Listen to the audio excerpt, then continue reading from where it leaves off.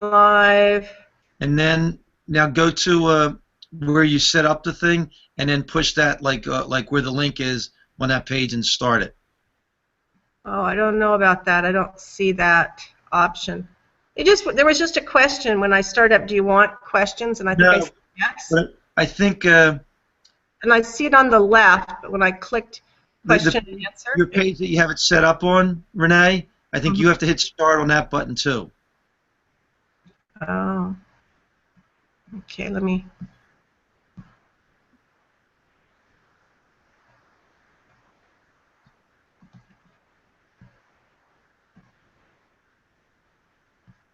All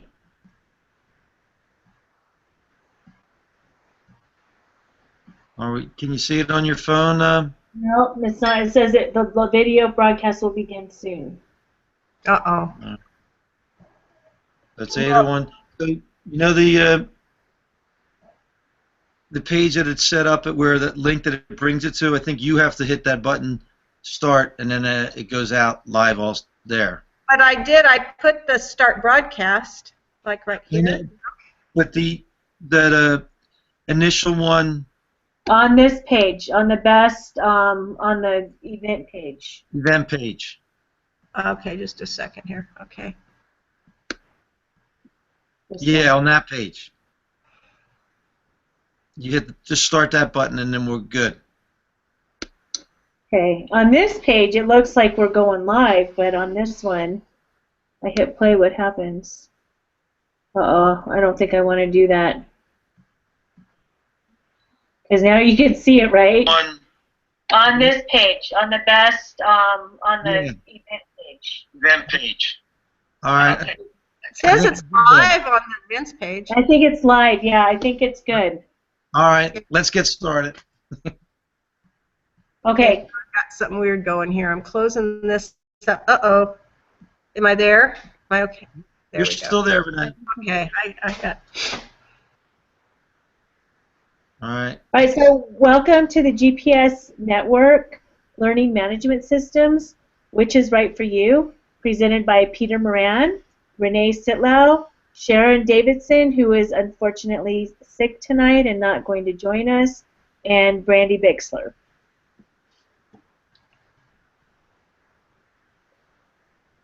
Renee, you want to introduce yourself?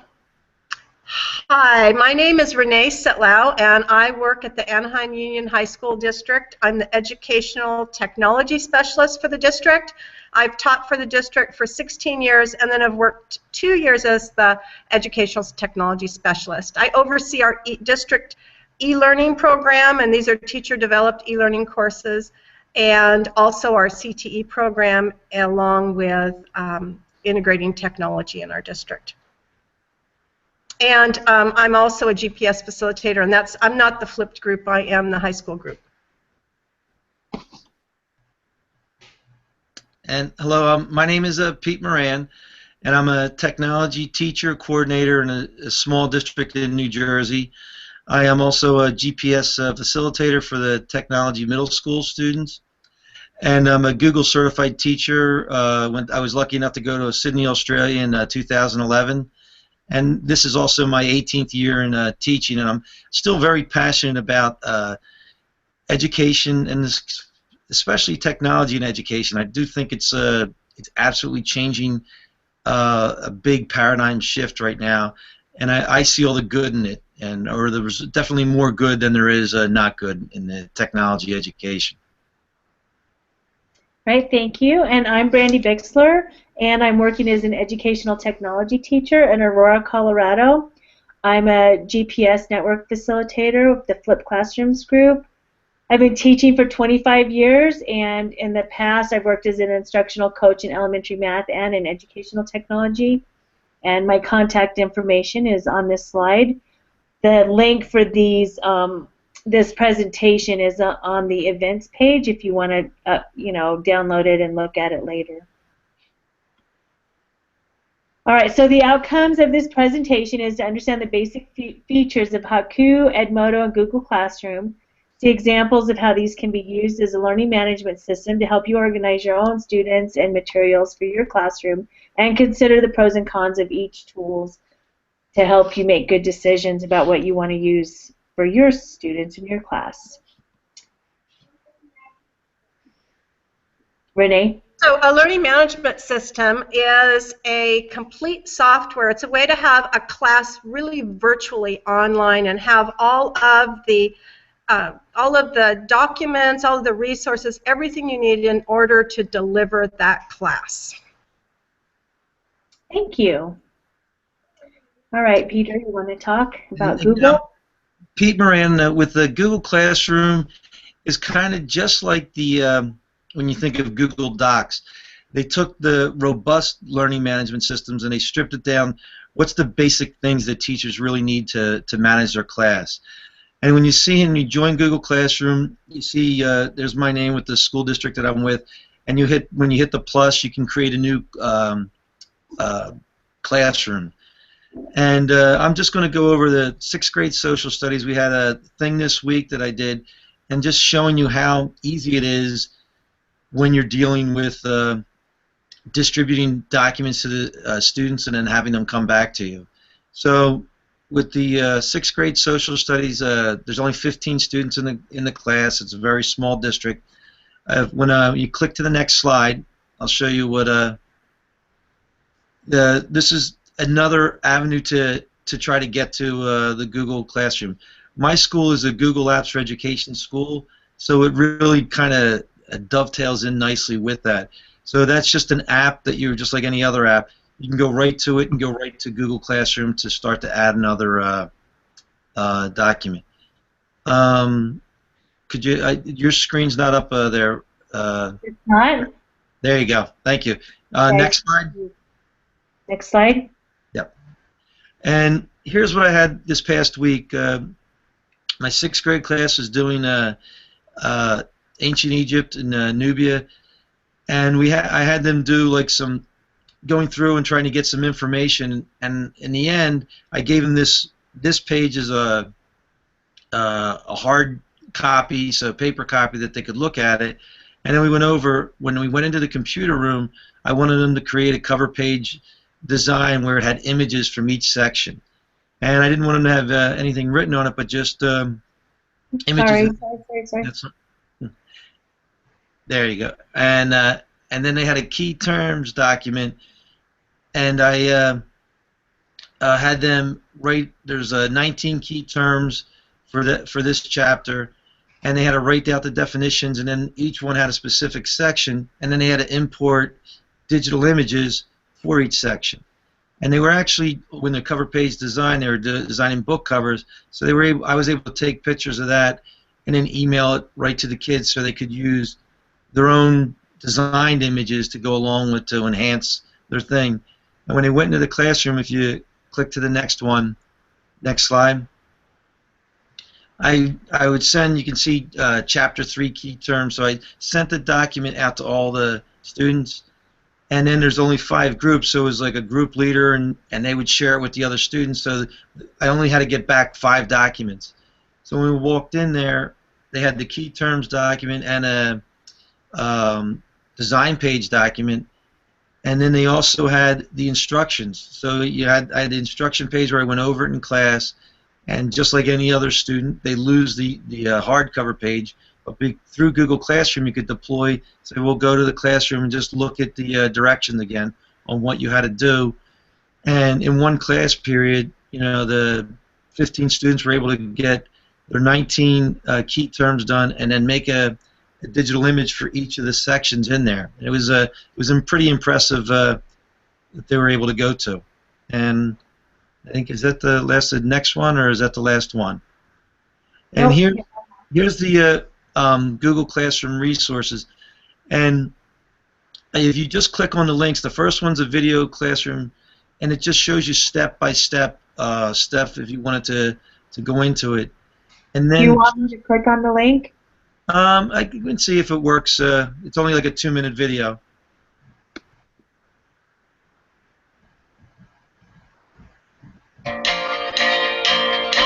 Papers. They're not maximizing the amount of time that they're actually teaching. You know, I have 45 minutes a day with kids, so if I can get them to do an assignment at night, I've now added time with them. As a first-year teacher, It was rough in the beginning. The amount of paper was overwhelming. Google Classroom is one location for all of their worksheets and handouts. It's a way for a teacher to be able to distribute projects to students. And it's a way for students to be able to turn in their work.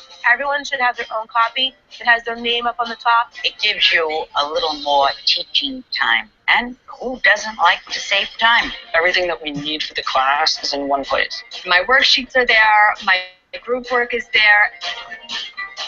I submit it, and then it's done. I don't have to worry about losing it or forgetting to hand it in or spilling coffee on it in the morning.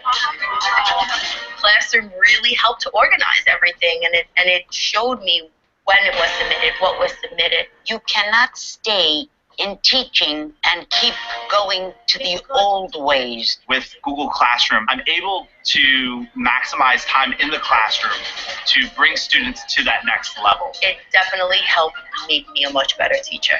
You see faculty now that are rejuvenated. Teaching becomes new again. Very good, very good, okay.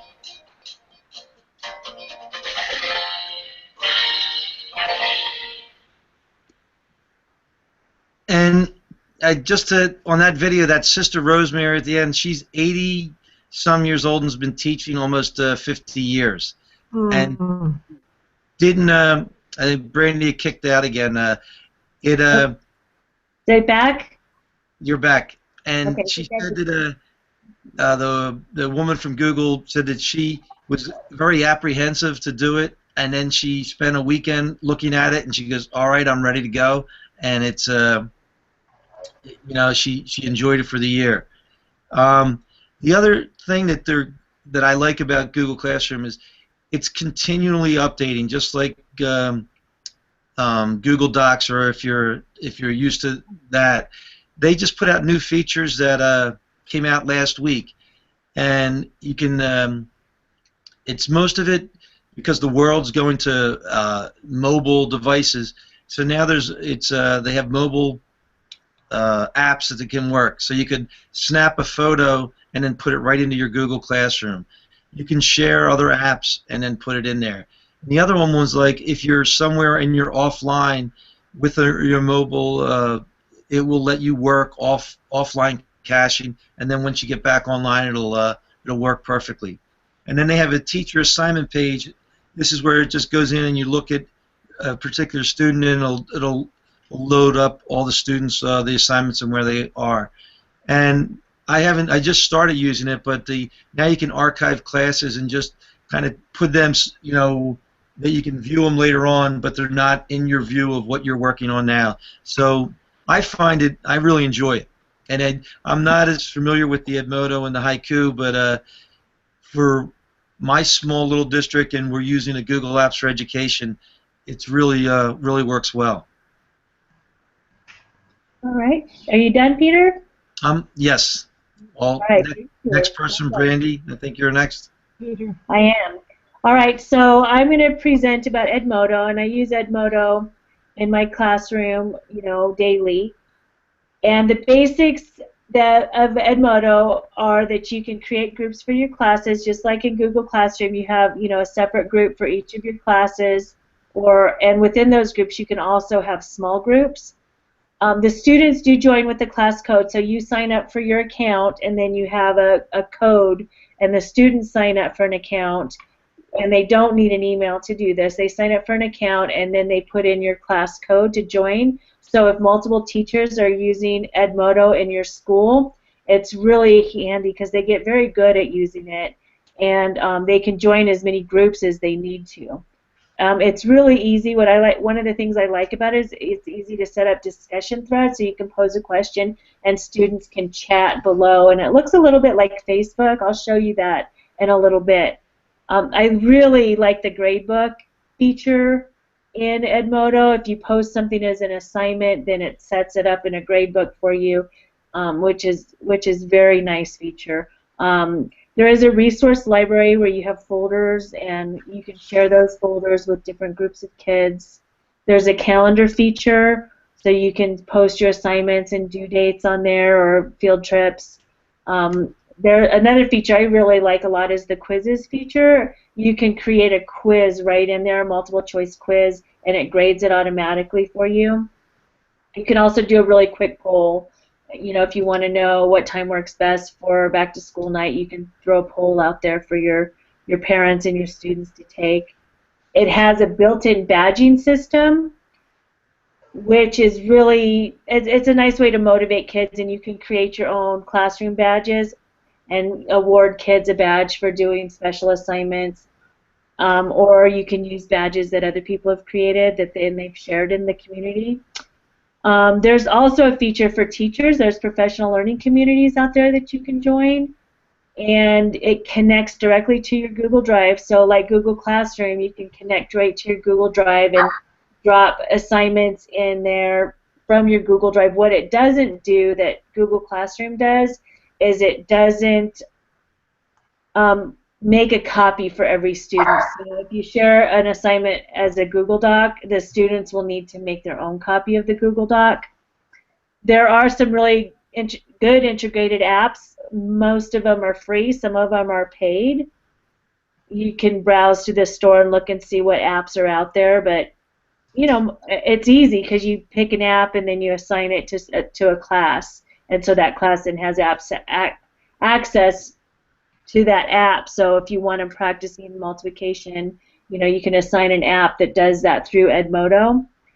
And there's also a new feature this year. It's called Snapshot, and it's Common Core Aligned Assessment, and you get really nice reports. I have not used that because I'm not a content teacher. I'm a technology teacher. But I've played around with it a little bit, and it looks like a really nice way to give like a quick quiz to your kids and find out maybe some teaching points. The reports are beautiful. There's donut charts that show you how many students missed different problems, and there's charts for each kid. So it's a great way to collect a quick little, like they call it, a snapshot of data on your students. For you to get started, this is a little checklist. You can get this on the events page and download it in the presentation later. But basically the steps to get started are to create an account, you complete your profile, then you create a group, you invite the students to join the group with the code, and then you start to build your resources and discussions, and you give assignments, and you kind of run your classroom. You can install apps, you can assess their learning. As a professional learner, you can follow and participate in teacher communities. Like I joined one that's iPads in the classroom, and there's, you know, math teacher communities. There's lots of different communities in there, and there are people from all over the world, so you get to connect with them. It's a lot like the GPS network in that way. And people share a lot of really good resources on these pages too. So just one more place to go for ideas and support from other teachers. I thought I'd show you what my classroom looks like right now. So here's my Edmodo group. And this is what Edmodo actually looks like. The important buttons are up here. So you have your home button. On your home page, you have, you know, your current group is right here. And if you scroll down, you can see all the other groups. So you can see that I have all these other classes here. And then I have a group of professionals that use Edmodo in their classrooms too. You have the code. If you unlock it, you can reset the code, and that's what the code looks like for the students to join. You can sort by post or folders. You can see the members. There's 29 members. If I clicked on this, you could see a list of all my students. Here's what the grade book looks like. I can look at, don't have a lot of things turned in right now, but these are the assignments I have out there for the kids, and you can see a couple kids have finished the quiz. So it's already graded for me. It's all automatic. The library is where you put all of your resources, and it's very similar to, you know, any folder file system. You have folders, and you put folders in there, and you can attach these folders to post, or these resources to post, and you can also connect directly to your Google Drive and post assignments through your Google Drive. So the library feature is really nice. There's notifications that you can turn on or off. This is your account information. Here's the calendar, and up here is the app section in the App Store. I have a few apps that I've loaded. So I have a photo editor, and I use For All rubrics with my students. So I have that installed so that I can access all of my rubrics and badges that I do through my For All rubrics account. It's integrated with the Edmodo.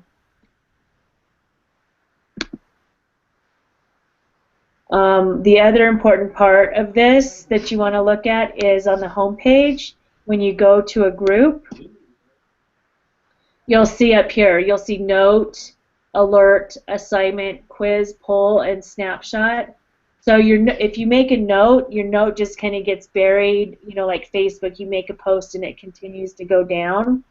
An alert is something that stands out on top and it stays there. An assignment is pretty easy to do. You just make an assignment. You can load it up. You can pick, you know, something you've done. You can pick a due date. You assign it to your classes. Very easy. All of these things are super intuitive. Making a quiz is as simple as typing questions and answers and picking the right one. Poll, and then you have your snapshot, which is the Common Core aligned assessment. So that's kind of a really quick tour of Edmodo. You can learn more about it by going to the resources that I have at the end of my presentation.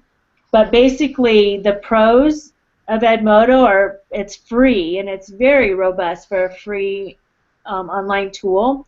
It's very easy to use. I've used this with second grade. You could probably even use it with first graders, but I've used it with second grade up. They don't need a student email, so your little ones can have an account, which is also nice for parents too, because parents can see what you're doing in your classroom because there is a parent section.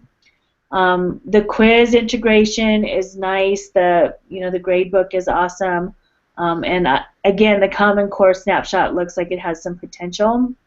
The cons are that students have to manage their own login information. So, like for instance, today I had about 3 students who couldn't remember their passwords or their username, and we had to go through the whole, okay, where did you write it down? Did you write it down? Maybe you need to make a new account. It was not fun. So that is definitely a downside if your students are not good at remembering things. A way to get around that, though, is just to have every student use the same formula for their login information. Then you can always help them and retrieve it. It's not as robust as like a Blackboard or even a Schoology or some of the other ones, Haiku, that you're going to learn about later. So it's not meant to be like a full-blown course development system like you would have, you know, a college class or a high school class where you have curriculum and you want to reuse it in the same way every time. This is more fluid. You're working with your class. It's ongoing, and you can't just duplicate a course with self-paced. It's hard to do that with this. And I think the resource management is a little cumbersome. The way you share folders just isn't as smooth as I would like it to be. And students have to make their own copy of a Google Doc, which I used Google Classroom for a little while this year, and I did really like the idea that the students could just click on it and it would create their own copy with their name on it. So the good part of this is that the students have to learn how to make a copy of a document and name it appropriately so I can find it later. and that's the one thing I did forget to say was Google Classroom is free also, and the document part that you brought up was great, Brandy. Okay, so there's some excellent resources out there for teachers also. So if Edmodo looks good to you, the support page has lots and lots and lots of great stuff on it. It just has, it went all the way down to the bottom here, and you have some quick guides just to kind of get started, and it has elementary, middle school, and high school examples. It has lots of video tutorials. It has training resource, it has rollout resources, it has a help center, and they are really amazing with customer support. I have no complaints in that area. There's a support community. Everything you could ask for, really, there is on this help page. And the other thing I really like is if you go to the, I think it's the, let me go back to the presentation and click at it. You have a help center for the teacher, which will show you, the teacher end of things and how to do things. So you have like the getting started, account settings. It has all these topics that are really relevant for a teacher. But then if you're a student, you can also access this help center, and it shows you the student's end of things, like how to join a group, how to sign up as a student. So it teaches you all of these things, and you could even show, this process, print it out and give it to your students when they're signing up for your class. It's already done for you, so you don't need to make a help sheet to get them started. So that's so beneficial, and I know I've sent students there before to figure stuff out. I like to empower them by giving them the tools to find the answers to their questions, and Edmodo has a good system in place for that. All right, so we are taking questions, and you can post those in the question and answer section on the live video, or you can post them later in the events page, and we'll monitor that. But probably the best way to get your questions answered about Edmodo is to join my flipped classroom group on the GPS network. So any questions you have, just let me know. And it's time for Haiku. Okay, my name is Renee, and I'm going to be going over Haiku. Haiku is a learning management system. We've been using it for 4 or 5 years in our e-learning program, and this year we've rolled it out district-wide. And there is a fee for Haiku. There is a free version, but we use the paid-for version, which has more features. And one of the things that it has, of course, is it allows the teacher to add content. It adds, you can add videos, any kind of documents, resources that the teacher wants to include for their class, all sorts of assessments. It gives you the tools to really build community within a class, and for students to collaborate with one another, and for students to collaborate with the teacher. So it's a great learning management system that really fosters this 21st century learning that we want our students to exhibit. Next slide, please. Let's see. And we were talking about assessments, and one of the things that I love about Haiku is it really gives... Your slides aren't coming up. I just see you. I have to keep moving my mouse or it doesn't come up. Okay. There you go. Your slides. Okay. Oh. Okay, thank you. What I like is it really gives Haiku has the ability to provide a various continuum of assessments for our students. And so what we like to do is we want to use a lot of formative type assessments, and we have tools that we can do that. There's a discussion feature in Haiku that allows you just to have a discussion between the teacher and the student, and I use that as a type of learning journal, and students would write what they understood, what they didn't understand, questions they would have, and reflect upon their learning to really develop that metacognition, and to let me look at where their strengths and where they needed some more support. Also, there's a quick little pull feature, and that is great for a quick little way to measure if a student understands something or not. So it allows that self-reflection. It gives also the variety of traditional assessments, so quizzes and tests. You can do all sorts of different tests like that. You can also set up a self-assessment that will grade itself, and I had students do this every week on a portfolio that they did, that they would do a self-assessment to really build in those, looking at rubrics and really assessing themselves. And that really also fosters the ability for you to give authentic type assessments for your students and to assess them in that authentic way. So I like that about Haiku. Next slide, please. It also gives the ability to really connect and communicate with our students. So we're talking about fostering communication, and I'm going to show you an example in a little while. There's a nice announcements feature that pops up. It's a way for us to connect with our students. On that announcement page, I can highlight student work. give feedback, and to the students. There's a lot of tools in Haiku that you can give feedback on assignments. So, being able to do that for the students to see specifically how they did, but how they can improve. And then again, the learning journal, which is something we use extensively in, that I use and then our e-learning teachers use in order to really build those connections with our students. But what do I like about Haiku is it really gives us those, the tools in order to incorporate these features in our classes. Next slide, please. Another great feature about Haiku, and we talked about Google Docs and some Web 2.0 tools, is that there is one of the things that I love, and I'll show you an example in a minute, is the wiki feature within Haiku. And so it's a nice safe place where students can go because it's within the learning management system. But that wiki can be set up either individually, and I would set it up individually as a semester student portfolio, and then also as group projects. So you can put students in a wiki, and they would work on a group project together.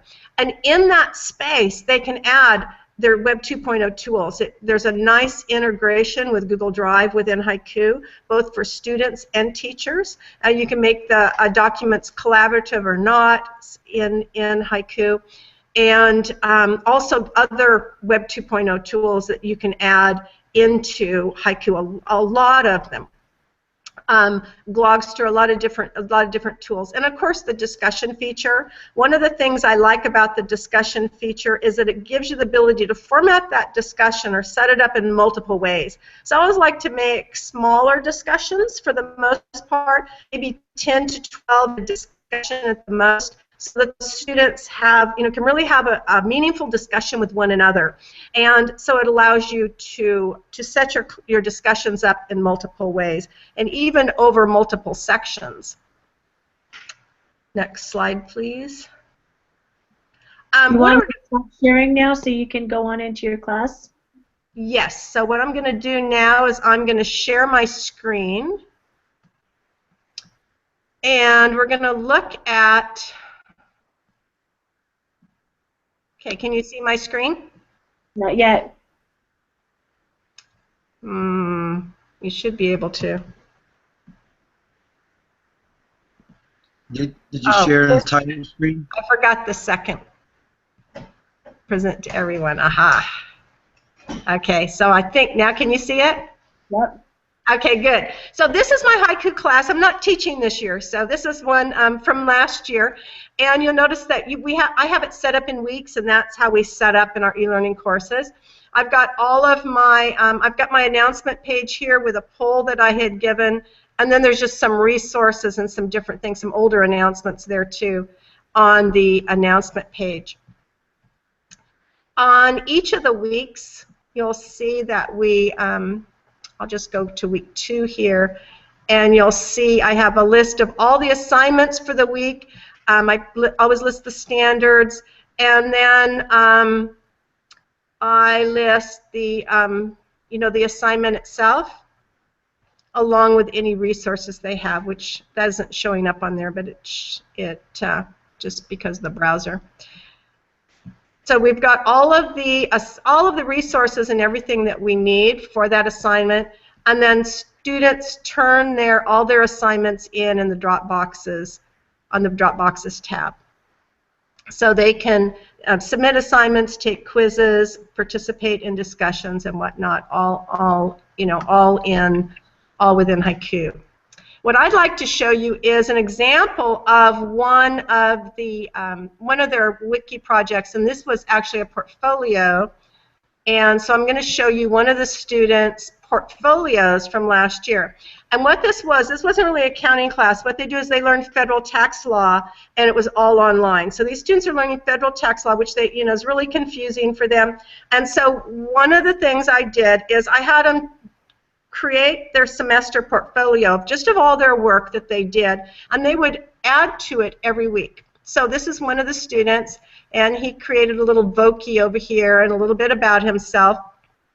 And then on every week they would add And let's see if this is going to show up. Okay, it does. They would add they would highlight the PDFs and add questions to that, which is what these are up here. They would take notes, and then they would use whatever Web 2.0 tool they wanted for their vocabulary. And so this, as you'll see over here on the right, he used Padlet for vocabulary, and he had the term, in his own words, he would make a definition of it, and then he would put a graphic there that represented that term. And, you know, did this all through the semester. Then periodically what they would do is they would go ahead then and reflect again on what they learned and why that was important. So a lot of learning and reflection, and really help the students to see in one place what they'd learned and to put it together, because it's so hard for them to put this information together.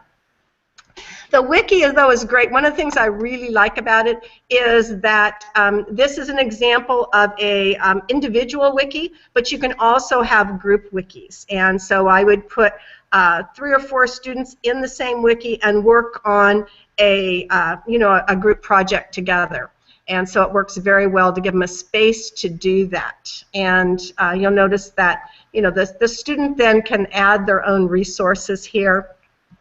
And they really did love doing this, and it really helped them to learn. So you'll notice here also there's the poll features. There's an email feature within Haiku itself. And there is a calendar feature. So all the features you need in order to make a dynamic class you can make within Haiku.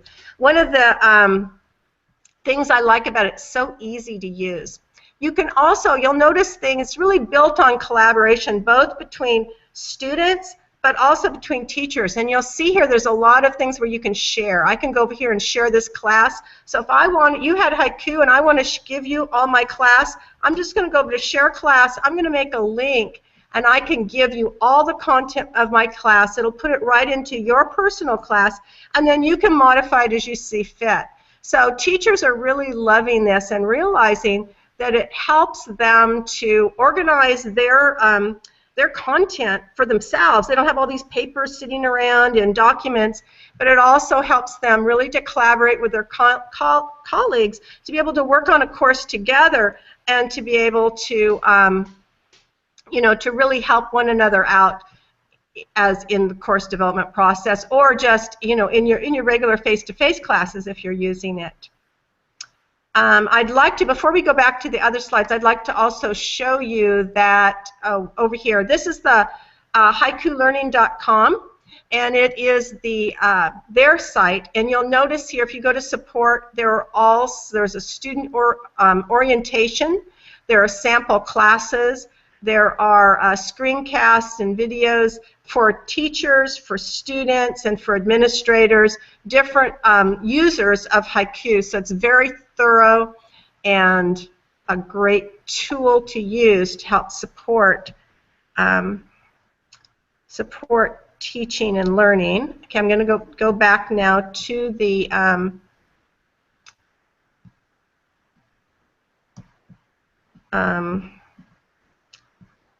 okay, so are we back? You're back, Renee. Okay, good. So can we go back to the presentation, and I'll just go, I think, to the pro and con page. Let me share my screen.